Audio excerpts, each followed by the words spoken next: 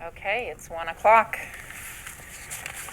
Welcome, everyone, to the Board of Governors meeting. I'm Vice Chair Anita Oplotnik. I'm filling in today for Chairwoman Hershaway, who was not able to make the meeting today. So I want to welcome everyone. Happy New Year. Kicking off right with a little snowstorm coming in maybe later today or tomorrow, so it's a good thing we're going to get out of here on time today. I want to double check and make sure, Governor Gibson, are you on the line and can hear us okay?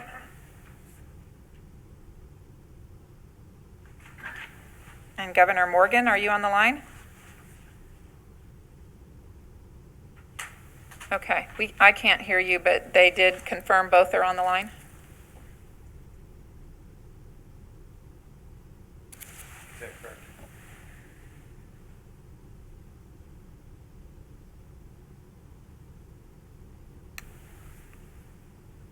We can't hear you over the speaker, but our technology person is nodding yes, he can hear you. Yep, and I can hear Governor Morgan also. Not over the speakerphone, but slightly. So you guys are on board. We just need to make sure we have a full quorum here to conduct the meeting, so we are in good shape. Okay, first on the agenda is announcements. Any announcements to come before the board? Okay, we'll move on to the minutes from the November 12th meeting. And those are attached in the agenda. If you'll take a minute to review those, I will need a motion to approve the minutes from the November 12th meeting. Motion to approve. Governor Richard, motion to approve. Second? Second. Governor Haley, thank you. So we'll start with our reports today, and first on the agenda is Dr. Van Galen, the President's report. Thank you.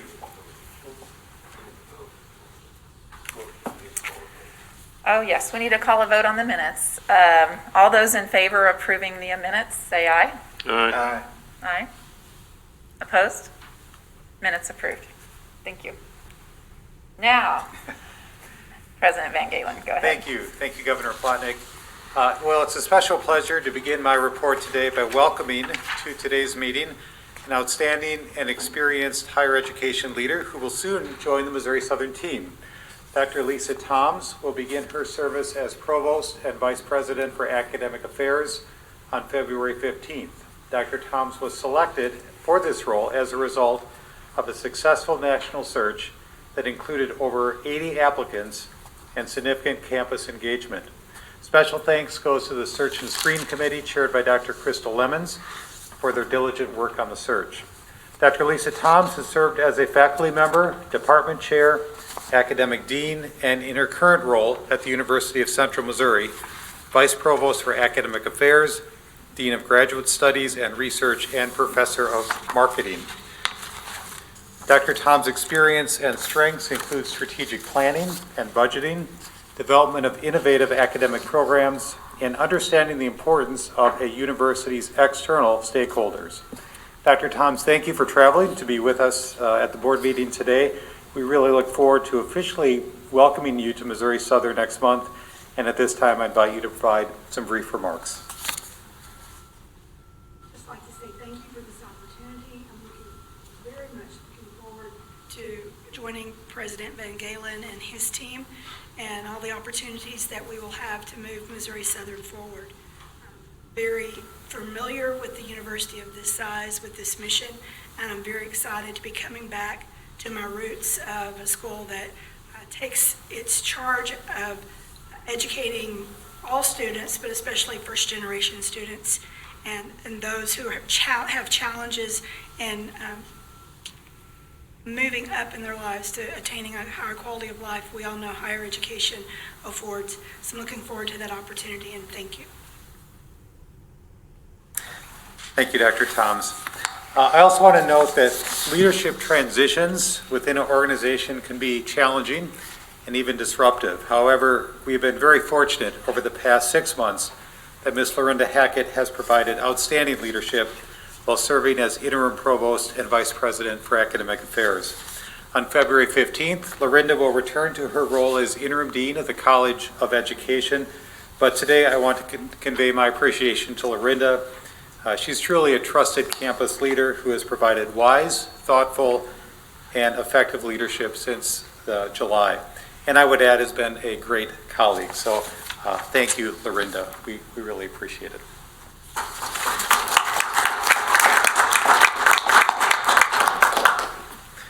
In other news, the Missouri Coordinating Board for Higher Education, or CBHE, recently reviewed 4 campus proposals and selected Missouri Southern to host its June board meeting. This will provide us with a great opportunity to highlight to the Coordinating Board, Commissioner Zora Mulligan, and other Missouri higher education leaders the unique mission and opportunities that exist here at Missouri Southern. It will also enable guests from around the state to better understand the dynamic nature of Joplin and our region. That meeting is scheduled for June 14th and 15th. On the governmental relations front, on December 10th, we hosted our local legislative delegation on the Missouri Southern campus. We have the strong support of our elected officials, and we were able to convey to them our priorities for the upcoming legislative session, including a core budget increase and support for capital improvements to our campus. Last week, Governor Mike Parson invited the presidents of all public four-year universities to meet with him at the Capitol. The meeting was extraordinarily positive as the governor continues his commitment to higher education, particularly to support the development of talent in Missouri's workforce. Next Wednesday is the governor's State of the State address, and he will likely also communicate his budget proposal that day. I'm very hopeful that his proposed 2022 budget will demonstrate that support, including for Missouri Southern. I end my report with an example of what we all know. Great organizations have as their foundation great people. Just prior to the holiday break, over 200 employees gathered in Young Gym for annual recognition of long-serving and outstanding staff. In my report, you will see pictured Marilyn Walton, honored for 35 years of service, and our 2021 Superior Service Award recipients, Lisa Sweet, an academic advisor in the Office of Advising, Counseling, and Testing, and Candy Benke, an administrative assistant in the Department of English and Philosophy. These staff members are great examples of how everyone here plays an important role in fulfilling our mission and helping our students succeed. Governor Plotnick, that concludes my report. Any questions for Dr. Van Galen? Thank you for your report. Next, we have Executive Vice President, Dr. Brad Hodson. Good afternoon. My report begins on page 4, and it starts with some current information about new freshmen and new transfer students. You can see that the admission of new freshmen is up about 300 students, which is good news. This is compared date to date to last year. We're seeing growth in all 6 of our markets: Kansas City, St. Louis, Northwest Arkansas, the local market, etc. So that's positive, and the same is true with transfer students, particularly at Northwest Arkansas Community College and Crowder. International student recruitment, new international student recruitment is flat, but we are beginning to see countries impose new restrictions because of the Omicron variant. For example, Japan, just this last week, a country that we have just signed a new exciting agreement with a group of schools. We were anticipating a large group of Japanese students. They've imposed new travel restrictions and visa accessibility for their citizens that will impact our enrollment for the fall of new students. But we believe, based on what we're hearing from the recruiters out in the field, that the initiatives you see at the bottom of page 4 are working. We're getting great response on MOSO Merit, our expanded automatic financial aid, our expanded event calendar for recruitment events is filling up. Students are responding to those and their parents. The marketing dollars are being put to good use. And then certainly for those that can't travel to campus, our new UVisit virtual software, tour software, is being heavily used for folks that want to explore the campus from a distance. At the top of page 5, you can see the list of events yet for the spring semester, and it's very robust. Lots of discovery days for key academic areas, more Lion Pride visit days. We're doing everything we can to get prospective students and their parents on campus to recruit them. And then finally, at the bottom of page 5, you'll see that we did mail out our annual endowment report to over 200 donors who have endowments with the Missouri Southern Foundation.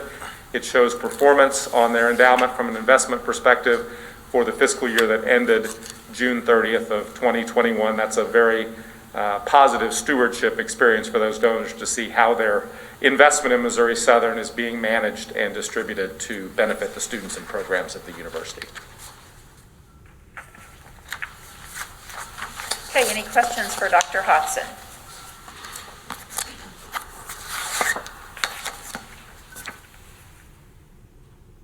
Congratulations on the enrollment numbers. It's very exciting news, and thank you for your report.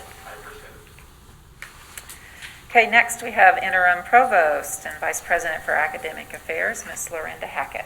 Okay, thank you. First of all, I would like to extend my welcome also to Dr. Toms. I am looking forward to working with her as we finish the transition, if you will, from interim to permanent provost. Marks an exciting time in the academic affairs world as well as the total institution. So welcome, Dr. Toms. I'm looking forward to working with you. Secondly, a thanks to colleagues around the table from Missouri Southern for their willingness to collaborate and work together as a team and put up with me for the past 8 months. It's very appreciated. And then also to the Board of Governors, very appreciative of your collegiality and working together to move academic affairs forward. So thank you very much as I prepare my final report here at the table. Prepare to give my final report at the table. All right, the first two items are related, certainly. One of the Herculean endeavors that takes place in academic affairs that flies under the radar in most common days is that of the work of accreditation and state approval. And I wanted to highlight two departments, although there are others that are involved in various stages of accreditation and state approval. But on the first page of my report, which begins on page 6 of the total report, highlights our industrial engineering technology department. They are in the process of beginning their accreditation cycle. That would result in a self-study that will be due this year in July. And then following that, this fall, there would be a site visit sometime scheduled between September and December. There's a lot of work that goes into preparing a self-study and then hosting what we assume will be an on-site visit, right, or perhaps digital, depending on what takes place in the next 8, 9, 10 months. So very appreciative of Dr. Ilka Howe, department chair, and her team for their efforts in this matter. Second, and related, is the accreditation efforts of the teacher education department. They were the first department in the state of Missouri to receive accreditations through the council for the accreditation of educator preparation programs in Missouri. Brand new standards, brand new accrediting body. The team did a tremendous job of receiving that accreditation the first time, initial time, with no recommendations, no areas for concern, no areas for improvement. So it was a very high bar set now for the next visit. Will also be this year. What year are we in? They submitted their self-study, hit the button last December on a robust report that will go to the CAPE team for review as that group moves forward. There are other departments that are involved in this work as well. I just wanted to make a note. Our social work program will have an on-site visit in March, and the nursing department will also have an on-site visit from the Missouri Board of Nursing. So a lot of things that fly under the radar, but certainly are no less important in the grand scheme of how we do business day to day in the academic side. And so I just wanted to highlight a couple of those programs. Lastly, to conclude my report, the Teach Missouri program is a statewide initiative that's sort of a takeoff of what you may have heard as a grow your own program to grow your own teachers. And Missouri right now is struggling. Well, let me back up. The entire nation is struggling right now to find certified teachers, The number of teachers certified in all 50 states has plummeted over the last 5 or 6 years. You see more and more avenues toward alternative certification. Some programs that provide alternative certification are more efficacious than others as far as producing really good teachers. Even the most recent spike with the Omicron virus shows the need for teachers in the classroom. There are not enough subs. I mean, the shortages are truly exacerbated by the virus, but truly it's tough to find certified teachers in all states. And Missouri salaries for teachers, I've included a couple of statistics here, are low, and that does add to the problem. But the state of Missouri is offering grants, and the department was the recipient of a $30,000 grant, which will be used to recruit students of color in critical shortage areas like special education, the sciences, areas where it's even tougher to find a teacher, but although all areas are in short supply at this time. So this is the first real effort from the Department of Elementary and Secondary Education to address our teacher shortage in a fiscal way, in a financial package. So it's very much appreciated, and hats off to the department for seeking out those funds to help recruit good students and get them into our classrooms. And if there are no questions, or if there are questions, and unless it concludes my report. Any questions for Ms. Hackett?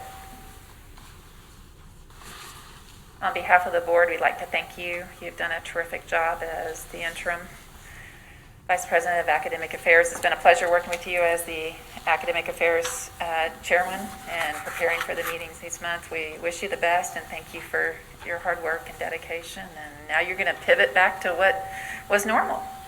So, Yes. Thank you. Thank you very much. Thank you for your report, your last report. Okay, next is Interim Vice President for Student Affairs, Dr. Wenger. Thank you, Governor Oplotnik. My report begins at the bottom of page 7 with a report out of the registrar's office of where we are with degree conferment for our fall 21 graduates. Looking at 326 undergraduate degrees awarded, 32 graduate degrees, and 136 certificates awarded. On the next page, I'm highlighting the 135 combined years of service with the employees of the Division of Student Affairs and all the details that go along with those years of service. We are in the process of renewing our application for another federal TRIO program known as Upward Bound. Upward Bound primarily serves high school students to prepare them for college. They currently work with 5 districts: Carl Junction, Webb City, Joplin, Carthage, and East Newton. And finally, on the following page, I'm highlighting some student recruitment and engagement efforts. We wrapped up the end of the fall semester with some fun activities for current students, Southern Lights being one of them with the lighting of the tree, and Finals Madness. This academic year, Student Affairs has a goal of enhancing our student recruitment efforts. Typically, we serve students who are already here on campus, and we showcase what we have when prospects come in, but we're not really boots on the ground out there in schools recruiting, so we challenged ourselves with how can we enhance some of those efforts. And so some of the creative things going on this year, Registrar is collaborating to work with admissions on a transfer equivalency product to help transfer students more clearly realize how their credits transfer to Missouri Southern. Residence Life has been working with the foundation and admissions to really upgrade our tour rooms for when prospective students come on campus to see what those facilities look like. Campus recreation, of course, in our last report, you were able to hear more about the eSports Center and how that's going to be a great recruiting tool for us. Financial aid enhanced the looks and the aesthetics of the financial aid award offer and made some certificates for the MOSO Merit Award that we haven't had before. The ACTS office, which is primarily consisting of advisors in this endeavor, have a connection to a local high school where they work with an ACT prep class to demystify the college admissions application and enrollment process. And finally, our Global Leaders program has worked to translate some of our recruitment materials to have a broader prospective student pool internationally and attract those students. Really proud of those efforts. I'm open to any questions about my report now. Questions for Dr. Winger? Make sure Bill, Dr. Morgan, and Dr. Gibson are still on the line with us, right?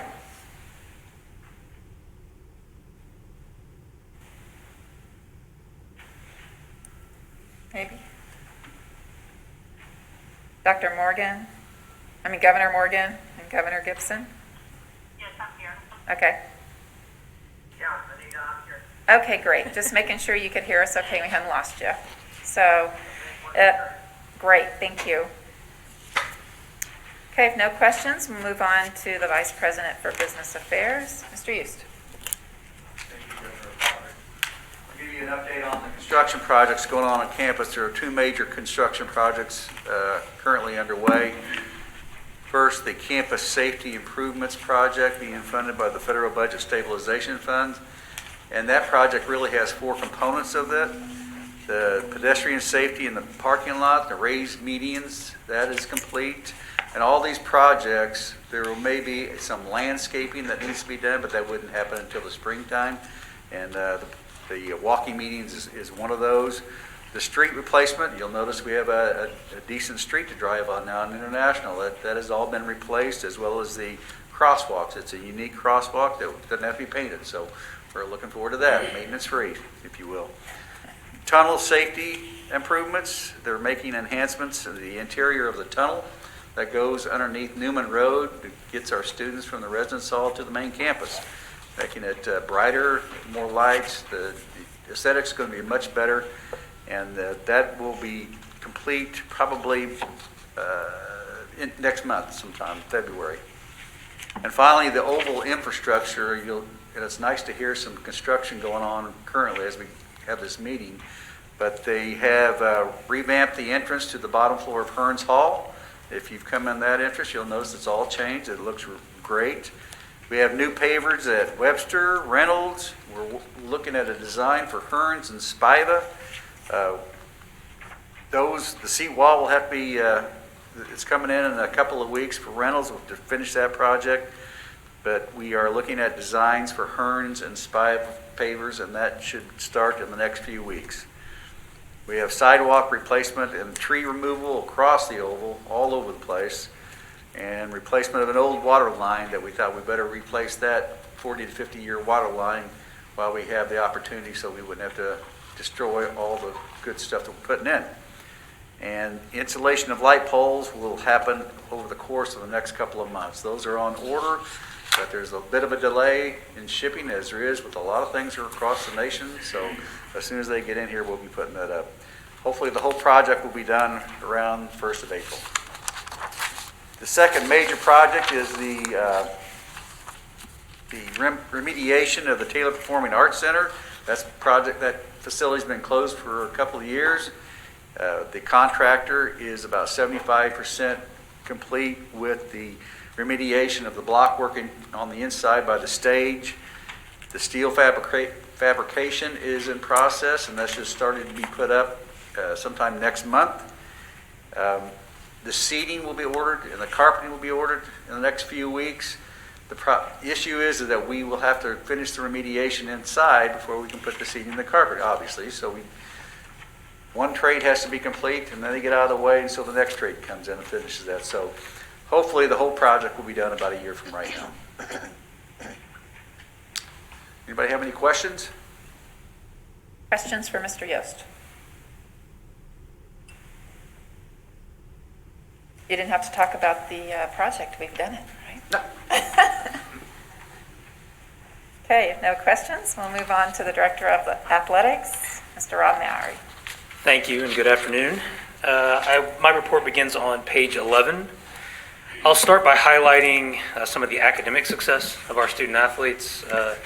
You'll see in the fall 2021 semester, nearly 50% of our student athletes earned a 3.0 GPA or higher, with 80 of those earning Dean's List recognition and 50 recording a perfect 4.0 GPA. As we move into the spring, the athletic department currently carries a cumulative GPA of 3.091, with 10 programs carrying a team GPA of 3.0 or better. And then also on the academic front, back in December, the NCAA released its annual academic success and federal graduation rate report. This for the 2011 to 2014 cohorts. Pleased to report that the federal graduation rate for Missouri Southern student athletes in those cohorts was 18% higher over that 4-year span than the overall student population. If I may, as the athletic director, I would classify my reaction to that performance pleased but not satisfied. Very exciting news for one of our student athletes in particular. Softball sophomore Kara Amos was selected to serve on the NCAA Division II National Student Athlete Advisory Committee. A 3-year appointment for Kara. National SAC is a representative body for all Division II student athletes. Kara will rep for 3 years all of the MIAA student athletes. This is a very important role. Division II SAC plays an important role in the governance structure, and the voice of the student athlete continues to be amplified through National SAC. Through this experience, Kara will have the opportunity to serve on committees with Division II athletic directors, senior women administrators, and presidents. Those committees might be Division II specific or association-wide, but very excited for Kara, and I know that she will represent us well in that role. I'd like to highlight, I would say, the most successful program that we had during the fall season with the men's cross-country team, recording a 13th place finish at the national championships, which followed a 2nd place finish in the Central region. A pair of All-Americans for the Lions, J.P. Rutledge and Ryan Riddle. And then lastly, we recently named Sharday Boswell as our new head coach for the women's soccer program. Sharday will begin her service to Missouri Southern Tuesday, January 18th. She comes to us after 2 seasons at fellow Division II institution Midwestern State in Wichita Falls, Texas. She was born in Germany, but grew up in St. Robert, Missouri, attended Waynesville High School, played soccer at Neosho County Community College, as well as Northeastern State, a fellow MIAA institution. Brings Division II experience at the University of Sioux Falls as well as Drury University prior to Midwestern State. Very excited about Sharday and the leadership that she will provide for our women's soccer student athletes. That concludes my report. Happy to take any questions. Any questions? None? Thank you for your report. Next, we have the treasurer, Ms. Ice. Thank you. Good afternoon, and I want to say Happy New Year to everyone. I know it's a few days past the new year, but it is the beginning of a new year, and we're on the brink of a new semester. First thing we'll take a look at are the financial statements for December 31st of 2021, and we look at the cash graph, and it reflects that the cash balance is at $20 million. I do want to mention that that $20 million does include some significant HERF dollars that we have drawn down. The $6 million that we drew down right at the end of last year, the beginning of this year, and then in December we were able to draw down an additional $3.9 million of institutional dollars. So hovering right at around the $10 million mark in that $20 million. Moving on to the statement of net position, we look at total net assets at $184 million. And within there, the restricted cash, if you look at the prior year, it shows a decrease. And I just want to remind everyone that restricted cash is primarily our bond proceeds. And so as we move forward with the Lion Village, we drew down the funds on that, and we are continuing with the renovations. So there's still some funding in there. The federal stabilization money that we're doing for the projects, the remainder of that balance is in there as well. Total liabilities reflect $132 million, and that gives us a net position of $52 million. The next statement we take a look at is the comparative statement of revenues, expenses, and changes in net position. And we look at the difference column. And total operating revenues show a decrease of $2.6 million. Total operating expenses shows an increase of 2.9, but I do want to note that there are a lot of categories within the operating expenses that obviously are going to have increased numbers. FY21, many things were decreased or on hold, such as travel. We had some contract services that are in there. We had supplies that were down. So we have many things that happened in FY21 that had some reduced numbers. And now in FY22, as things are picking back up and we are able to do more things on campus, and hopefully that continues to hold true, you are going to see those expenditures rising back to the level of normal levels. The scholarship amount on there, that amount on there obviously includes the CARE funding that we sent out to students in the fall. That is offset a little bit by the Pell and Access Missouri decrease just based on enrollment numbers. The next thing we take a look at is the non-operating revenue, and that shows an increase of $5.5 million. And again, a big piece of this is $3.2 million from the HERF funding between the 2 years, the comparison number, and state appropriations are showing up $2.7 million. And then for the current year, we have an increase in net position of a little over $900,000. In the prior year, we had an increase of $896,000. That gives us an increase between the 2 years of $27,000. But an increase is a positive number, and we will take that. The other thing that has happened in our office while working with athletics, we have finalized and finished and have received the report on the NCAA agreed upon procedures. This is done every 3 years. It is due to be submitted and provided to athletics as well as Dr. Van Galen, the president's office. That is due by January 15th, and we received that report this week. And so we are pleased to say that that is finalized and won't occur again for another 3 years. I'll entertain any questions. Linda, I had one question. Yes. On the statement of revenues Yes. for 6 months ending December 31st. The budget shows $39 million. Yes. And actual was 20. Can you kind of talk us through the difference? It's a pretty big difference there. Let me get back to that page.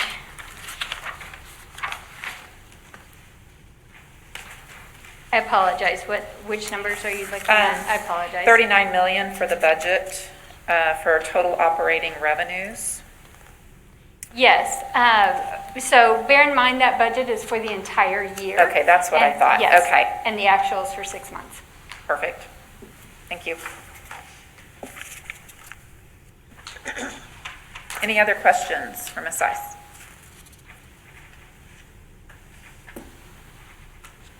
Thank you for your report. Next, we need a motion to approve the financial report. Second. Governor Haley, Second. second. Governor Richard, all those in favor, please say aye. Aye. Okay. Next, the Faculty Senate report. And today, we're happy to welcome Dr. Otto Burchard. He's president-elect and also recognized this year as outstanding teacher, I understand. So we're happy to have you here, and we'll turn it over for you for your report. Thank you, Governor Plotnick. So Faculty Senate has been busy over the last previous semester, accomplished a lot of different kind of policy changes. Just kind of going through the things here. We actually eliminated a redundant Faculty Senate committee in athletics. They hadn't met for quite a while, and so just to try and streamline some processes, make things a little bit easier for faculty service contributions. We created a new intellectual property policy that's just going through the legal process right now. It's been going on for a couple different years, so just kind of keeping up on that. We created a path to promotion for a small subgroup of non-tenured track faculty. So last year, we worked on a policy for allowing promotion for non-tenured track faculty, and so that went through. It was great, but there were a couple of other positions that were not kind of handled by that policy, and so we wanted to make sure that we got everybody kind of in the same, within a defined policy there, so they had a chance to be promoted. Clarified language in some of the handbook sections. streamlined promotion and tenure committee memberships. We just rearranged some of the faculty members and where they were, how they were distributed within the promotion and tenure committee. Tasked the faculty welfare committee with completing the 3-year salary equity review. That's currently in progress as mandated by the faculty handbook. So that was just checking to make sure that salaries are equitable across all of the different, within a department. Then formed an ad hoc committee to examine and clarify the unique roles of academic policies in the College Curriculum Oversight Committee and academic governance on campus. And so there's some responsibilities that we're trying to organize between academic policies and the College Committee Oversight Committee. These are the committees that are in charge of deciding our curriculums. So,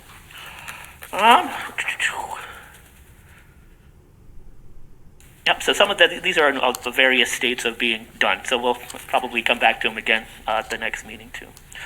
And as a reminder, Faculty Senate has a online form for faculty where they can fill out any kind of questions or concerns that they have, both anonymously and not anonymously. So, and I know that does get used, so we do get comments, and we try to provide feedback during Faculty Senate meetings about any concerns that the faculty have when, if they have any concerns. So I think that covers it. I can take any questions if anybody has any. Any questions for Dr. Butcher? Thank you for your report. Next, we have Staff Senate President, Mr. Mike Ofer. This past December at Southern Lights, MSSU staff was able to provide gifts for 50 students, or 50 children from 26 students. We had some Staff Senate bylaw changes. In an effort to keep in line with our bylaws, with the approval from President's Cabinet, we added the position of executive at large. This would be keeping in line with having an odd number on each committee. There was also an addition of code of conduct that reinforces the attendance policy from 3 consecutive missing to 3 total numbers missing meetings. We are having some Staff Senate executive changes. Senator Gullett is resigning her position of secretary. She is leaving the university. Senator Nick Reynolds will be our new secretary, and Senator Teresa Shupland will be our executive at large. That is my report. I will entertain any type of questions. Any questions? Thank you for your report. Thank you. Next, we have Staff Senate President. Oh, sorry, we just did that.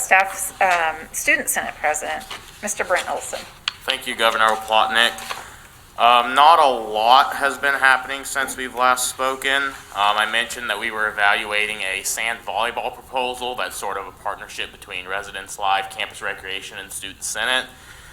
We decided to fund $10,000 towards that. That's going to go over by the new Lion Village, and that's going to be a great opportunity for students to go over there, both for like recreational intramurals and then also just to play if they want to. Because I think currently, if we want to do sand volleyball, you got to go over to Sonic, so that's a bit of a drive.